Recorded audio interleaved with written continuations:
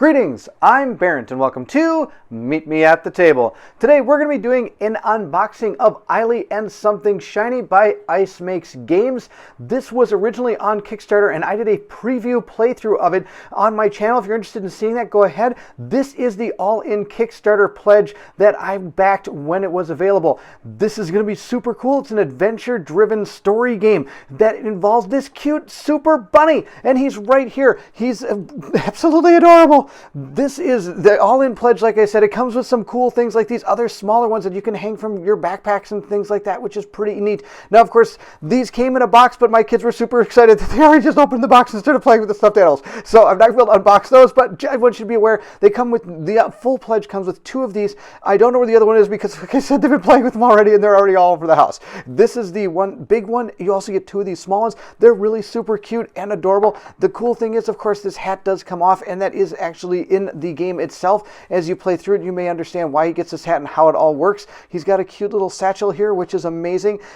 So those are the stuffed animals that come with it, but I want to also show you the game and the playmat that came with the all-in Kickstarter pledge too as well. So if you're excited to see what is inside the box for Eila and Something Shiny, then I need you to meet me at the table.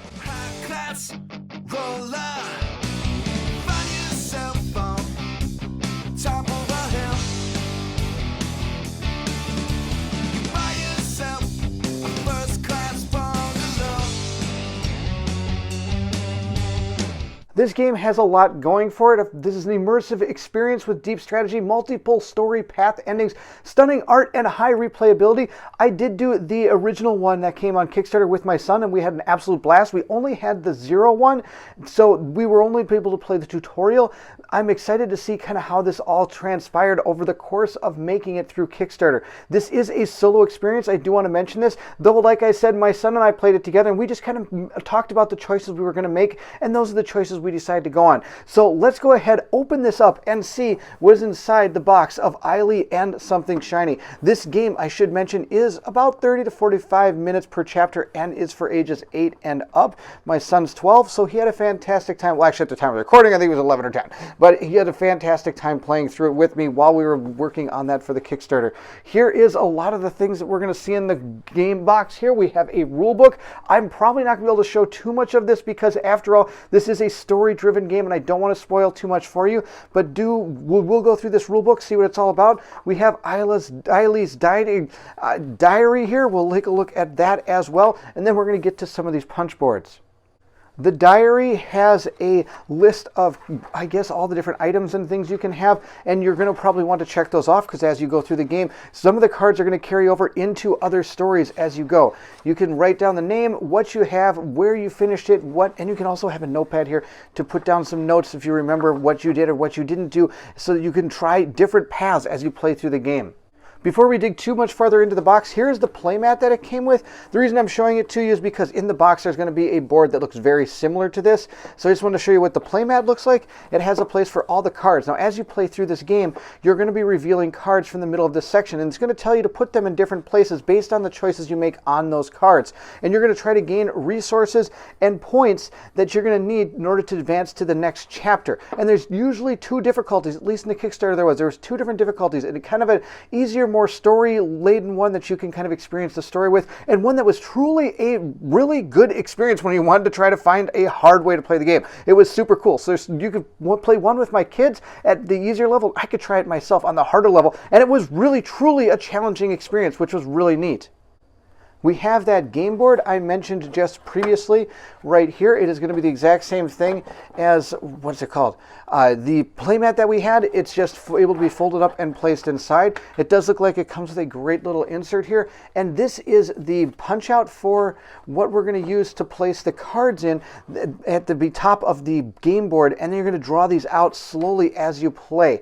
Here it looks like we're going to have place for all of our tokens. We have some dice. These I did not have in the prototype prototypes, so these must come out at a later time and affect some of your decisions as you play through the game. These are the different stories you're going to go through. You're going to start with the tree and move on down as you go, and then back over here, the last one. Oh, this is all one big enclosed thing. So we're going to take this out, and wow, it's in there pretty good.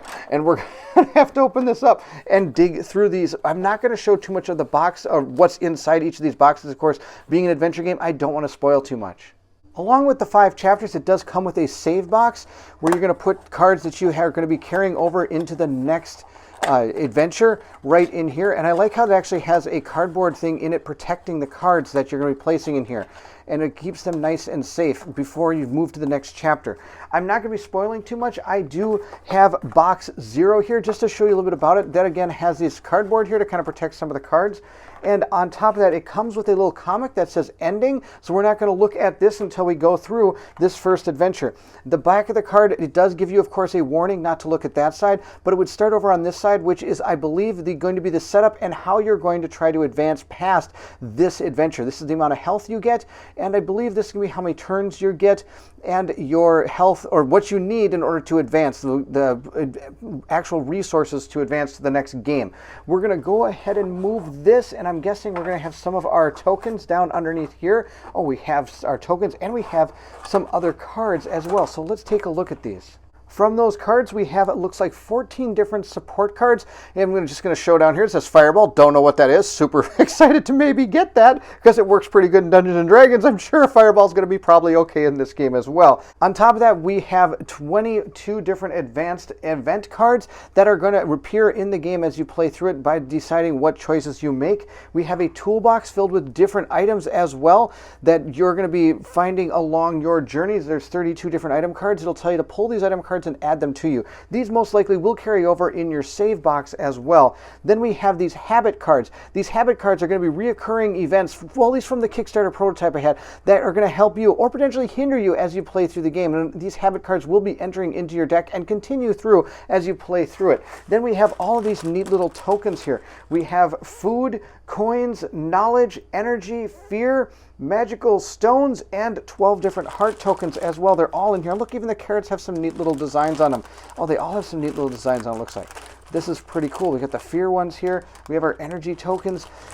These are all going to play a part in the game. The gold, of course, you can buy stuff with. The food you're going to need in order to so you don't take any damage. Your health, of course, you take too much damage, you are going to be not able to continue the adventure. Our knowledge, of course, is going to help us in potentially completing the adventures. Fear is never good to have, and you can't ever go wrong without having some magical stones. So that is a bunch of tokens that we'll probably be able to place into our different categories here as we play through the game.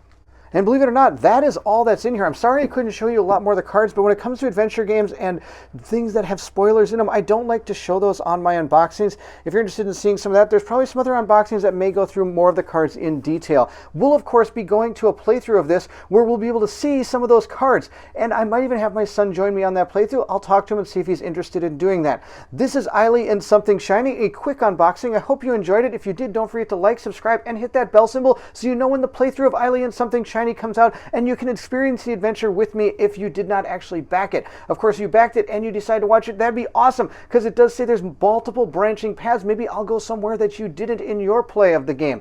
I'm excited to get this to the table. Also, please feel free to leave anything in the comments below. I would love to hear from everyone about this game. I know it looks like a very kid-driven game, and I think I'll be able to play with my son, but there is that difficult mode that allows it to be very, very challenging to even us adults when it comes to playing super awesome adventure games like this one. Again, thank you so much for watching, and if you're excited to see what comes next, then I need you to meet me at the table.